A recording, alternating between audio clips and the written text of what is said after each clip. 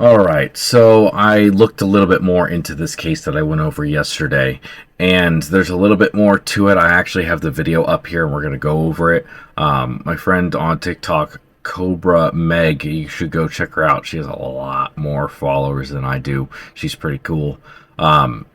She tagged me in this, and this kind of opened my eyes a little bit more to how serious of a situation this is. So, long story short, I'm not going to play the whole thing, but I'm going to give you a better idea of what happened. So the officer here says he's never held a python, just a second before that, and they're explaining how they use this little pop gun thing. It's what movie was that? It. You know, like how they took out the cows. It's basically that, and you just pop it on the top, and it puts a bolt through their head.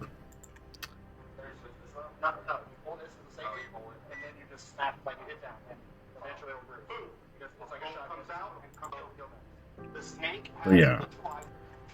So he's telling them basically you got to put it right in between the eye and the back of the head. The brain is roughly there. So he was explaining how to do it.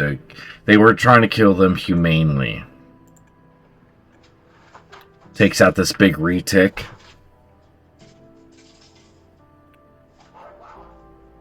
Yeah, it's strong, dude. It's a python.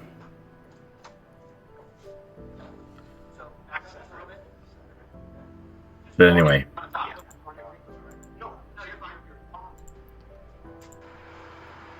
They take these snakes out and they go through a few of them. They kill a few of them. They got it recording. And then they grab the snake. And that is a red-tailed boa. And right there, he just killed the red-tailed boa. And this is where things get a little bit more interesting. Guy in the blue, he's like, oh man, that wasn't what we were supposed to kill. That's not good. The reaction on his face, oh, you can tell he is going through it at the moment. He's scared.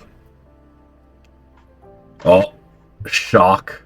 That guy is just, yeah, he doesn't care. He's like, oh, well, whatever. He understands. He's taking a picture like he doesn't care. Oh, here we go.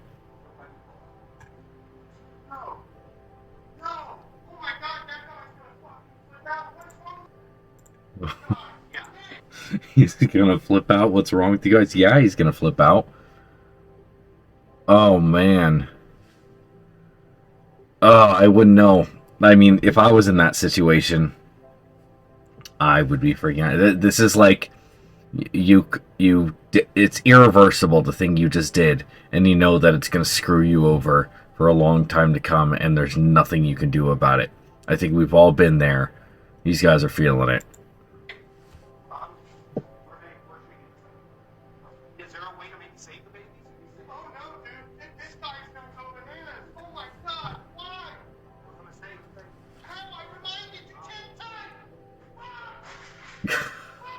God.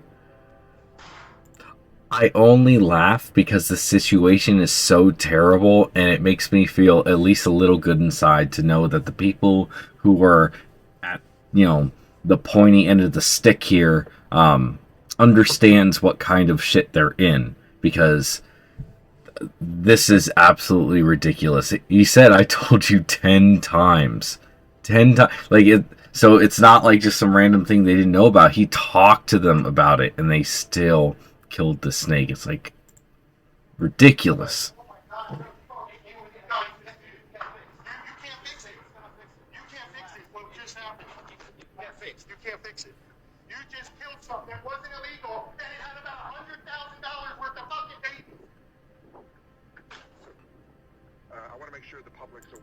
Okay. So that's the idea. Like, they realize they screwed up and there's nothing they can do about it. Now we go to what really made me want to make this video, because this is, you'll see, this type of thing was told, we were told it wasn't going to happen, but yet it happened. That if you currently own one of these reptiles, you're allowed to keep it till it's dead. So no one's telling you you have to go get rid of your pet or euthanize it, no one's from the state's going to take it away from you. So I think there's some misinformation out there, and I just want to clarify that for the people listening. If you currently own one of these reptiles, you're allowed to keep it. That's straightforward.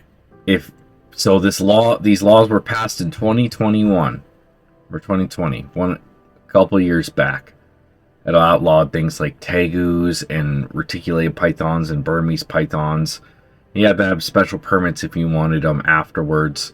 But what he just said, that if you had them already when these laws went into effect, which these snakes were, the snake that they killed was 10 years old, not including all the retics.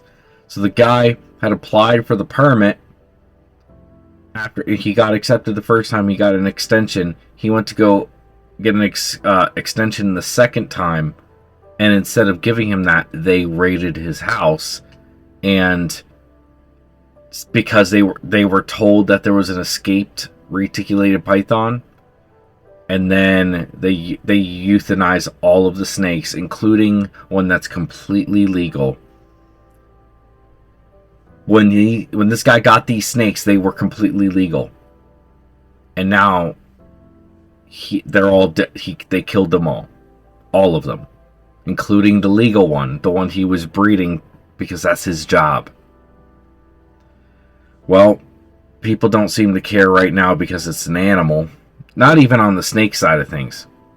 But this is pretty much exactly what is happening with guns as well. I hate to use that as an example, but it's exactly what's happening.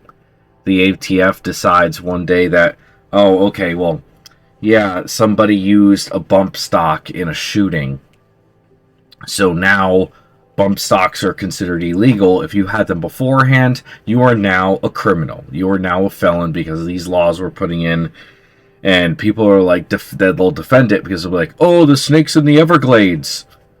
Or they'll be like, oh, there's someone who used it in a mass shooting, without looking at the whole broader picture and realizing it's not as cut and dry as that. They're just shoving through laws, and once you shove a law through, you can't just get it back. Once it's there, it's there. And it's happening all over the place in every aspect of your lives, and nothing is being done about it. Will these people be held accountable? Probably not. Will FWC be held accountable? Probably not. I seriously doubt it. And things like this will keep on moving forward. I don't want to dislike FWC.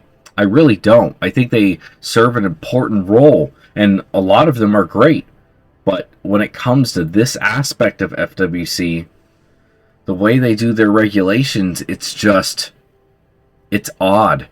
Like, recently there was a potential for there to be breeding of indigo snakes to then help repopulate Florida, because they're not doing so well. Like, there are only, like, what, I believe the Orion Society, not Orion Society. Yeah, Orion Society. They release king snakes, or not king snakes, but indigo snakes up in North Florida. But, like, why isn't that happening everywhere? Why? It doesn't make any sense. It doesn't make any sense at all. But that is being halted. The potential for someone to just keep them as a pet, breed them, and release the babies into the wild. That's not okay. You're trying to protect the native animals, but you're not actually, like, doing much to protect the native animals.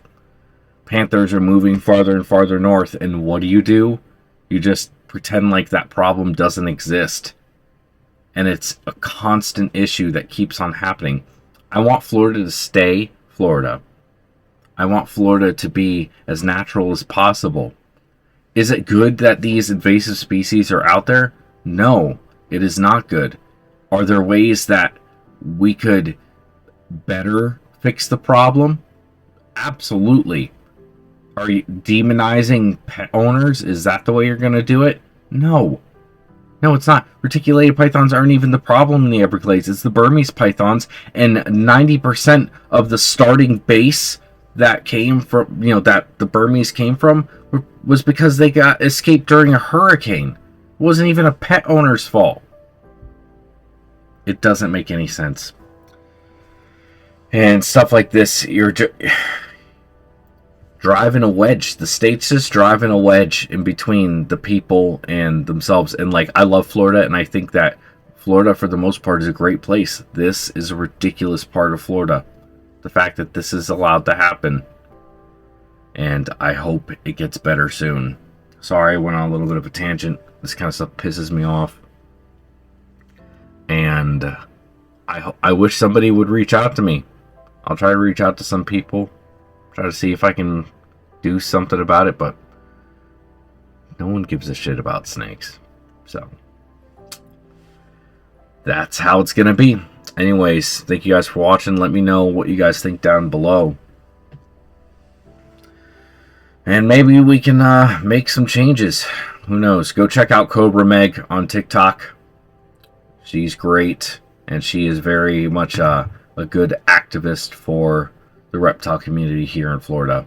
So definitely follow her. Anyways, thank you guys for watching. And see you on the next one.